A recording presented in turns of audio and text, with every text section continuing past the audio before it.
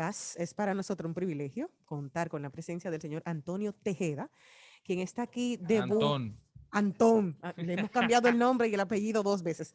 Antón Tejeda, quien es nuestro invitado del día de hoy, que vamos a hablar un tema que nosotros hemos dado seguimiento desde el primer día y es el retorno a las clases virtuales. Muy buenas tardes, don Antón. Gracias, Jenny. Felicidades a Celine, Dios mío, Ay, qué gracias, mi bendición. amor. Un Tú beso. sabes que los 40 son los mejores. Sí, yo creo que sí. O uno lo dice para Solamente, acomodarse, Antón, dime.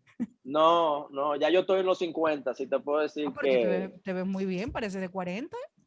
ay, Sí. gracias, Esa gracias. guayaba. Pero muchas Anton, ella felicidades no dice cuánto y es No, el cuarenta y yo se lo tantos. digo fuera de la cabina, te lo digo en privado. ¿Sabes por qué? Porque yo tengo una amenaza hace muchos años de una compañera mía del colegio que me prohibió decir públicamente cuántos años yo tengo, porque como somos de la misma promoción, si la gente sabe cuánto yo tengo, ya lo saben sus amistades también. Entonces, yo la amo mucho, mejor lo evito.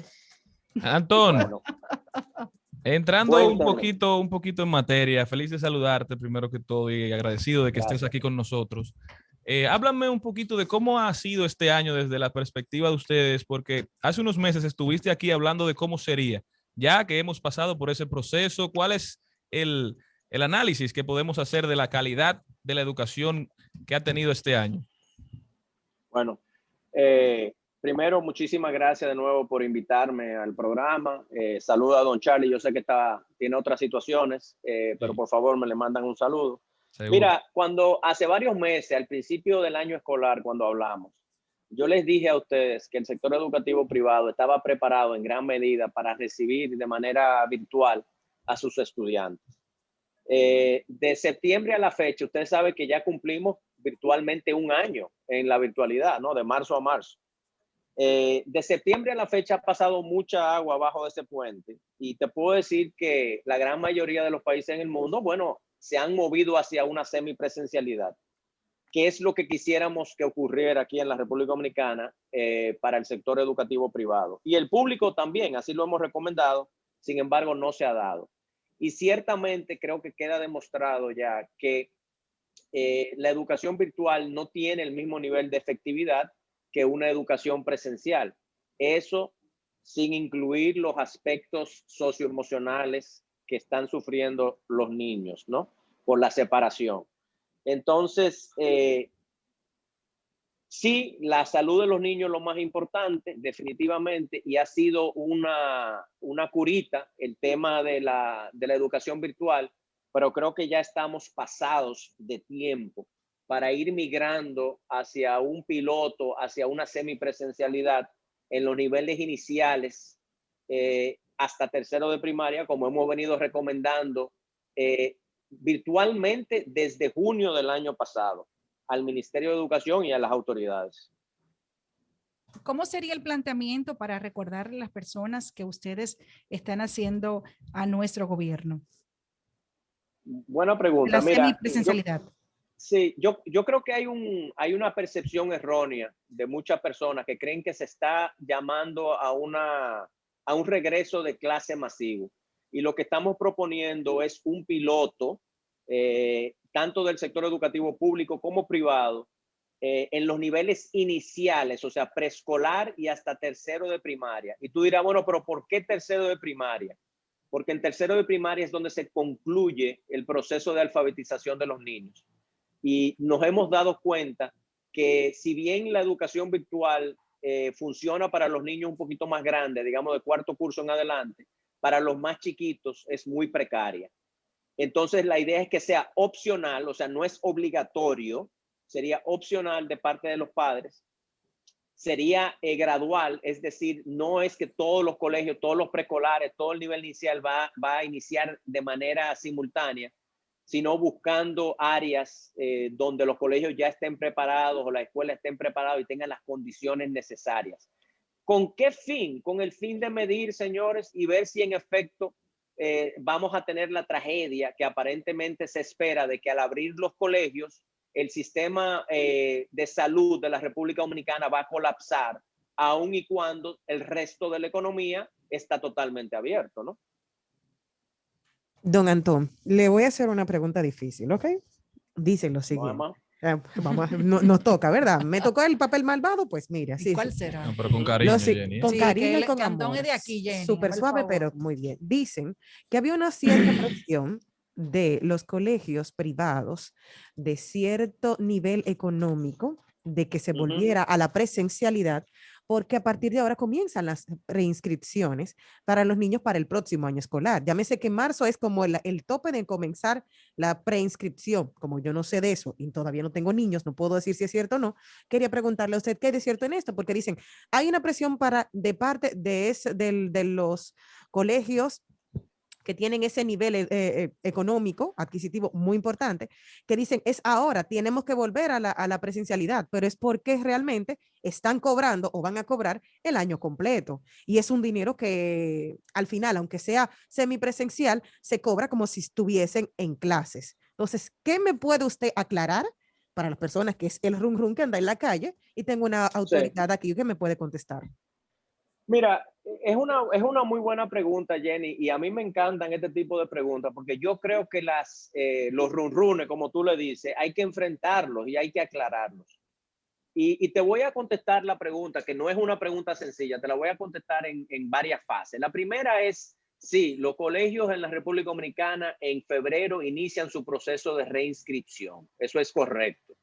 También es correcto que los colegios dependen de la matrícula de sus padres, que pagan los padres para el sustento de los colegios. Eso también es correcto. Sin embargo, yo te voy a decir una cosa. Educa acaba de hacer una encuesta que la ha compartido la semana pasada y a través de las redes sociales, donde habla que el quintil más vulnerable socioeconómicamente hablando de la República Dominicana es el que más quiere el regreso presencial a las clases. ¿Ok? Entonces, yo siempre me pregunto, ¿cómo sustentamos los colegios privados, la operatividad, si los padres no pagan?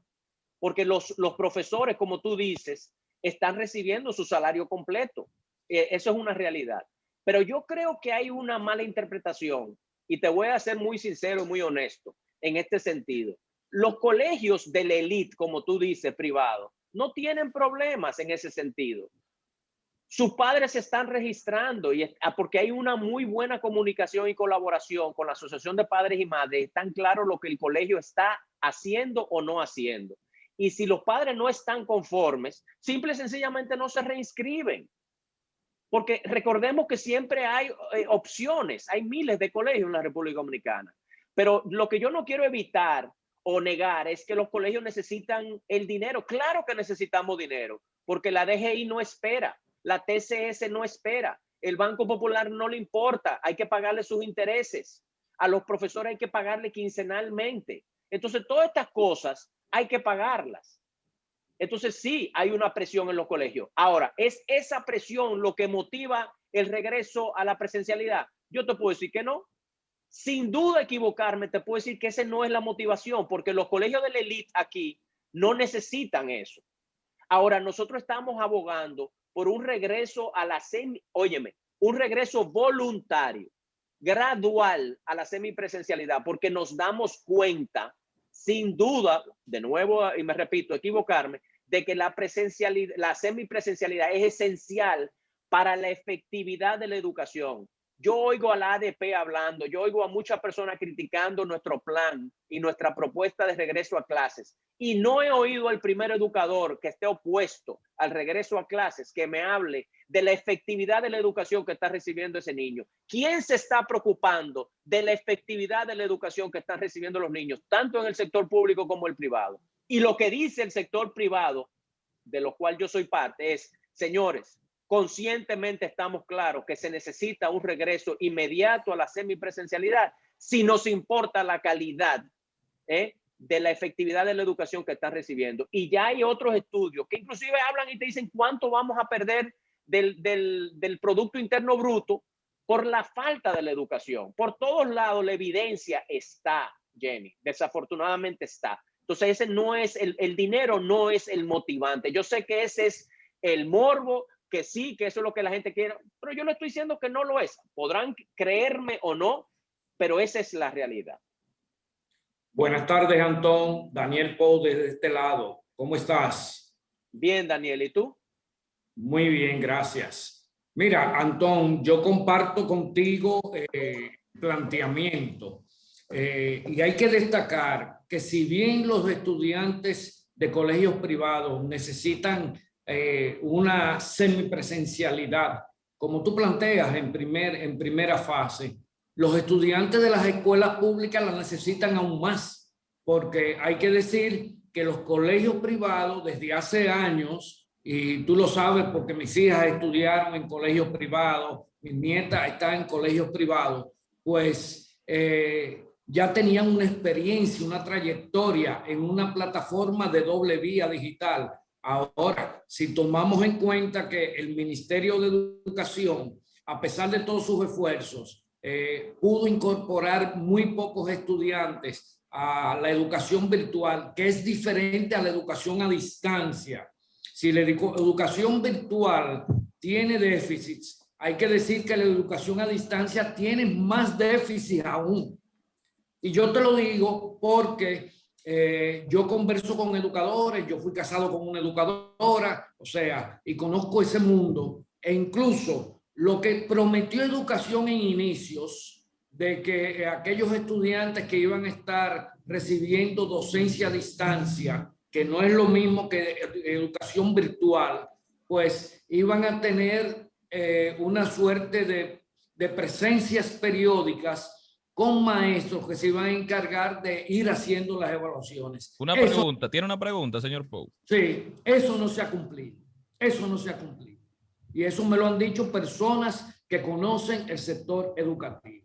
Ahora bien, el hecho de que se vaya a incorporar de manera paulatina los estudiantes a la educación semipresencial requiere también un esfuerzo del Ministerio de Salud Pública, que es darle seguimiento a los estudiantes que estén participando de esa educación semipresencial, porque se necesitan elementos que fortalezcan la prevención, seguimiento de casos en caso de que alguno de los estudiantes resulte infectado, que eso se abandonó a los pocos meses de iniciarse la pandemia a nivel global.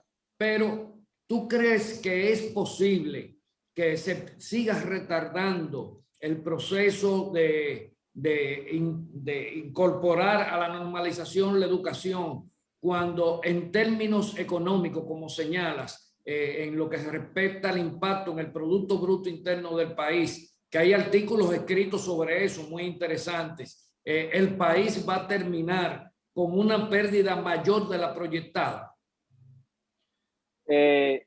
Yo creo que, para contestar la última parte de tu pregunta primero, yo creo que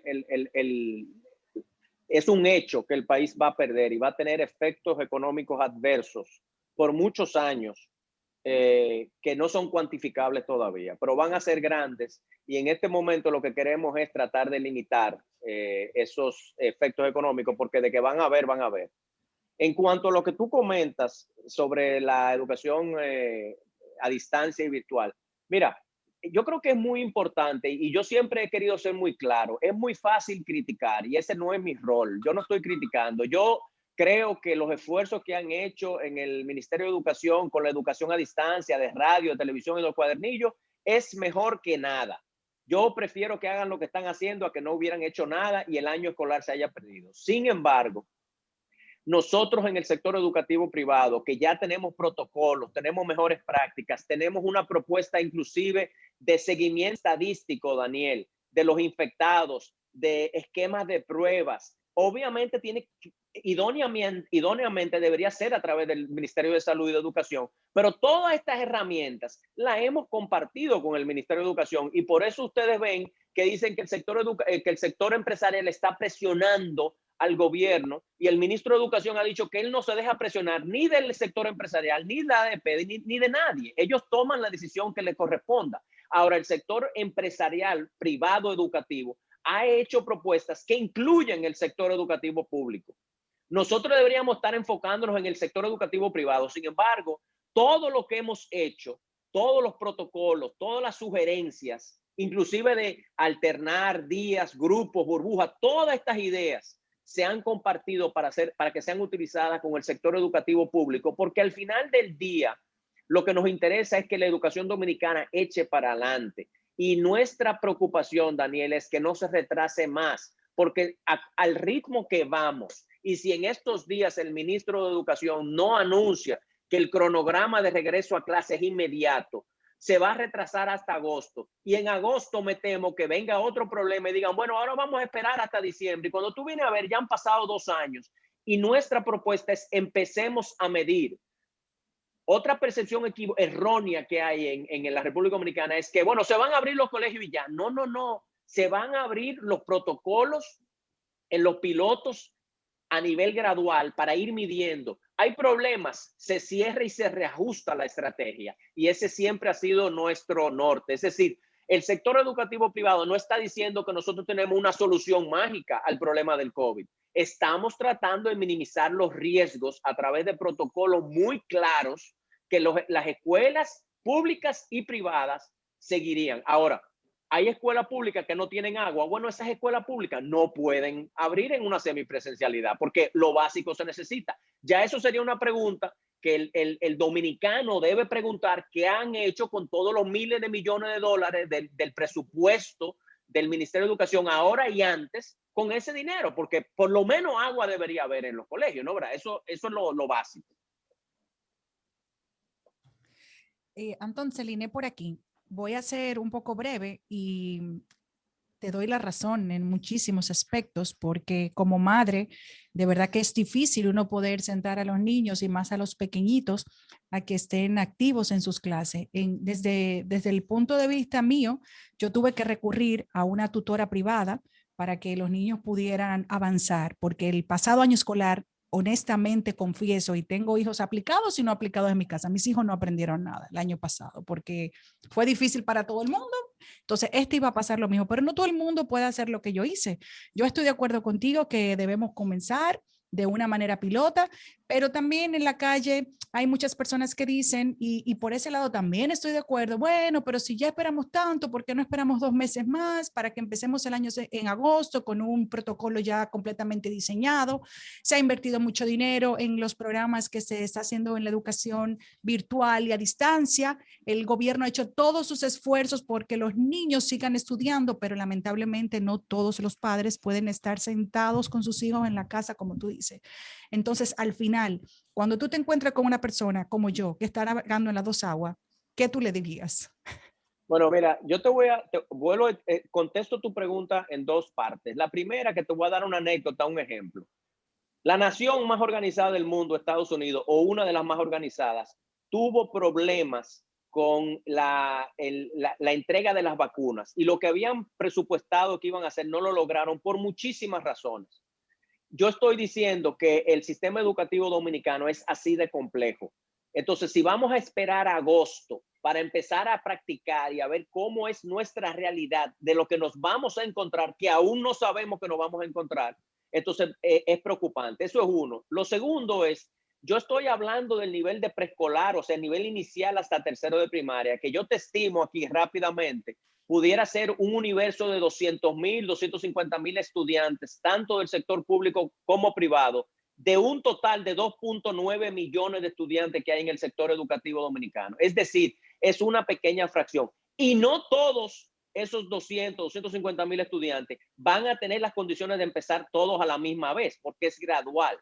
Entonces, estamos hablando realmente de meter el dedito en el agua, a ver si está caliente o fría, y a ver con qué nos encontramos para empezar a preparar una cosa mucho más masiva que va a ser el entorno completo de los 2.9 millones de estudiantes. Pero déjame decirte, yo creo que va a ser muy difícil, en los próximos 6 meses, tú decir todos los colegios y todas las escuelas van a estar abiertas. Yo no lo creo. Yo creo que va a ser gradual. Y eso es lo que la gente no se está entendiendo. Es decir, esto no es como prender y apagar una luz. Hoy vamos a dejar que todos los estudiantes regresen. Eso no es así. Siempre va a ser un proceso gradual. Entonces, mi recomendación es, empecemos con un piloto, con una práctica, para ver con qué problemas nos encontramos, que luego tengamos que diseñar una solución imprevista para esos problemas. Antón. Y yo te digo una cosa, todo el mundo tiene el derecho, como tú dices, hay gente muy preocupada pues quédense en su casa. Entonces sigan mandando a su niño a distancia o sigan mandando a su niño de manera virtual. Bien, bien. Antón, una pregunta que no puedo dejar pasar tu presencia en el programa sin realizarte. Ayer salió a la luz que Héctor Acosta, el senador de Monseñor Noel, sometió el proyecto de ley que busca eliminar el costo de reinscripción en los colegios privados en el año 2021-2022.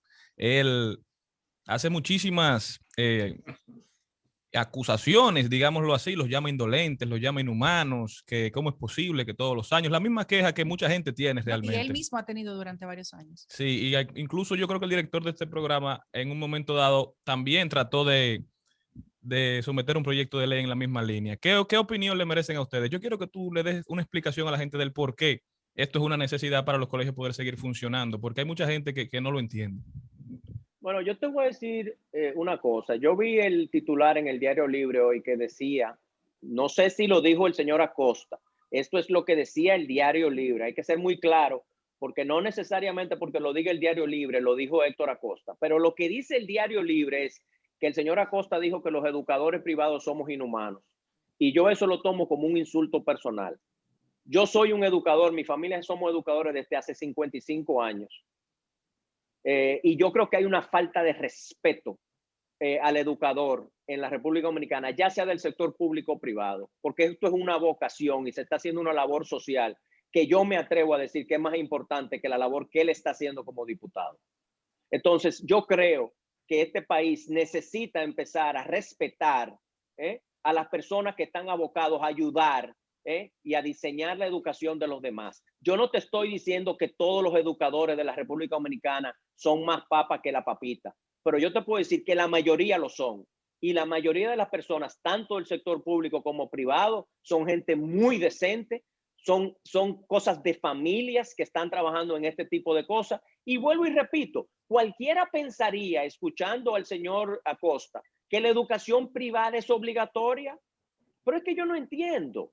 Si es tan horrible y usted no, y son tan inhumanos y abusadores y mercaderes, porque pareciera que es cocaína que se venden en los colegios, entonces saque a su muchacho del colegio. Yo quisiera saber si el señor Acosta tiene a sus hijos en escuelas públicas, ojalá, porque sería un buen ejemplo.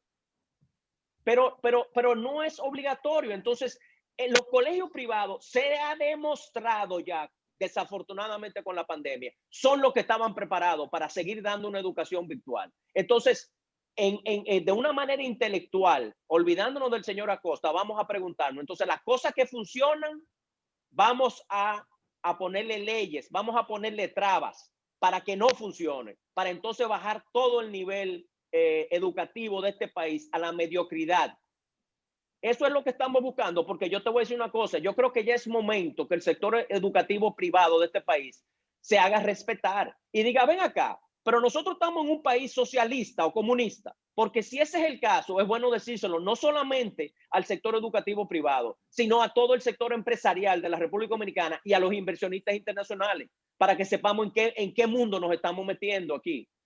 Entonces, porque los profesores no trabajan de gratis. Entonces la respuesta es que las escuelas son un negocio privado y que pueden, o sea, pedir los pagos que ellos entiendan. Mira, la gente está equivocada. El sector educativo privado está regulado por el Ministerio de Educación. Todos los años nosotros tenemos que someter las tarifas y van a haber aumento y se tienen que justificar. Usted ha invertido en su plantel, usted ha invertido en algo que pueda justificar el aumento. No es al libre albedrío que uno dice, bueno, yo hoy voy a cobrar un 200% más. Eso no funciona así. ¿Tú me entiendes? Y ciertamente no puedo negarlo. Sí, los colegios son negocios. ¿Por qué? Porque reciben ingresos y pagan sus gastos, al igual que pagan sus impuestos. Pero yo te voy a decir una cosa, yo me atrevo a poner la mano en el fuego y decirte que para la mayoría, la gran mayoría de los educadores en el sector educativo privado, la educación no es un negocio, porque yo te puedo decir a ti que en mi caso específicamente, lo que yo tengo invertido en el sector educativo, me sale mejor ponerlo en el Banco Popular a plazo fijo. Entonces no es solamente un negocio, yo me rehúso y estoy dispuesto a debatir a Costa como estoy dispuesto a debatir a cualquiera que me compruebe a mí lo opuesto. Don Antón, yo estoy feliz por los planteamientos que ha dicho. Sí, claro, si usted no lo quiere y no entiende que le están dando un servicio, bueno, pues retírelo tranquilamente. Yo estoy totalmente de acuerdo con O usted. póngale un colegio que usted pueda pagar. Quiero, exacto. Algo que quiero hacerle la última preguntita es, ¿entiende usted que se hará el proceso de autoevaluación a lo que es el sector educativo, todo lo que se ha hecho este año? Aplaudo lo que usted dijo ahorita, de que al menos los niños tienen algo que ver y los del sector público están teniendo una cosa, es reconocer que se ha hecho un esfuerzo, pero también habrá ese proceso de, entiende usted, de autoevaluación, porque actualmente yo soy estudiante de inglés. En mi casa, con mi tablet, yo estudio todos los días de 6 a 10 de la noche. Pero yo Te tengo un felicito. profesor, gracias, yo tengo un profesor que le puedo, profesor, perdone, no entendí, ¿qué me puede decir? Y soy una persona adulta. Los niños no tienen esa parte en sus casas con la televisión. No tienen cómo preguntar. Y si sus padres están ahí y no tienen el nivel educativo, tampoco tienen una forma de respuesta. Entonces, ¿entiende usted que sí habrá ese proceso de autoevaluación, de autocrítica, de ver los puntos negros, los puntos blancos en el sistema educativo durante este año 2020-2021, de todos los sectores, tanto público como privado? Es que es esencial. La pregunta no es si van a haber lagunas de aprendizaje. La pregunta es qué tan profunda van a ser esas lagunas, tanto en el sector privado como en el sector público. ¿Ok? Porque nosotros no estamos fabricando botellas plásticas. Cada estudiante es un ser humano que tiene condiciones muy específicas.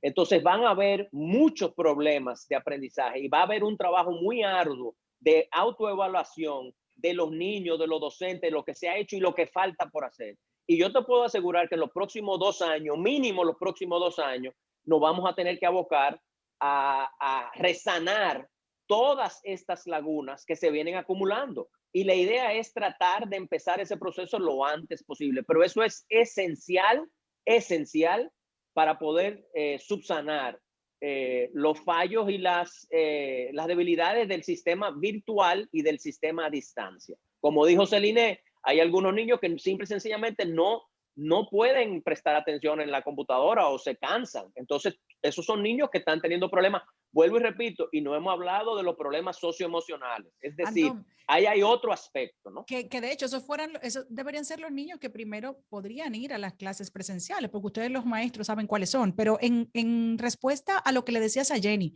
¿tú entiendes que Educa debería de una manera asesorar al Ministerio de Educación para poder elevar la calidad de la educación pública en nuestro país? Porque con tanto presupuesto, y es de verdad que una educación deficiente, porque si fuera eficiente, todos los funcionarios, todos los empresarios y toda la gente que de una forma u otra tenemos el dinero para poner a los hijos en una escuela privada, lo llevaríamos a una escuela pública, y no es así. A mí me encantaría tener a mis hijos en la escuela pública cerca de mi casa. Sí. Yo sé que Educa, instituciones como Inicia, el IDEC, están constantemente trabajando con el Ministerio de Educación ofreciendo apoyo. O sea, en ese sentido no tengo quejas. Creo que tanto Educa como el Ministerio de Educación, Inicia, IDEC, están trabajando para mejorar la calidad educativa. Pero yo te voy a decir algo ya, asumo que estamos cerrando ya mi intervención y te voy a decir rápidamente. El problema educativo en la República Dominicana es un problema sistémico. No es un problema puntual, no es un problema técnico, no es que le vamos a poner una tuerca y se va a arreglar, es un problema adaptativo. ¿Qué significa esto? Que va a requerir de múltiples estrategias, pero la principal es la voluntad política de despolitizar la educación en la República Dominicana. Brillante, brillante, Antón. Yo creo que una intervención sin desperdicios realmente. Ahora, una última pregunta para irnos con eso. En el sector público, se entiende que habrá una tasa de abandono altísima de estudiantes que ya no retornarán a las aulas. En el sector privado, ¿cuál es la estimación? Si existe. De la deserción escolar. Yo te puedo dar la data que compartió Educa de su encuesta la semana pasada, donde se estiman que aproximadamente 20,000 estudiantes han desertado. Pero yo diría que el número va a ser mayor. La idea es, porque tú sabes que hay embarazos, hay maltrato, hay gente que se ha tenido que ir a trabajar, ¿no? Y mi esperanza no es enfocarnos en lo que han salido, o sea, lo que han dejado la escolaridad. Es ver cómo lo vamos a volver a traer otra vez al sistema educativo, ya sea a través de la educación técnica, sino vocacional, ¿no? Pero tratar de que estos niños, estas personas no queden fuera del sistema. Pero hay que entender que esas personas, si se salieron del sistema, probablemente es porque están en situaciones de alta vulnerabilidad y precariedad. Entonces hay que atender a ese grupo y hay que volverlos a insertar al sistema educativo de alguna manera u otra.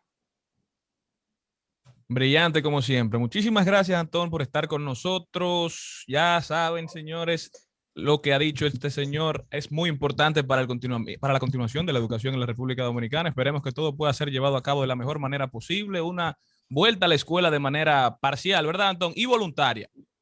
Gradual y voluntaria. Así es. Muchísimas gracias por estar con nosotros. Seguimos.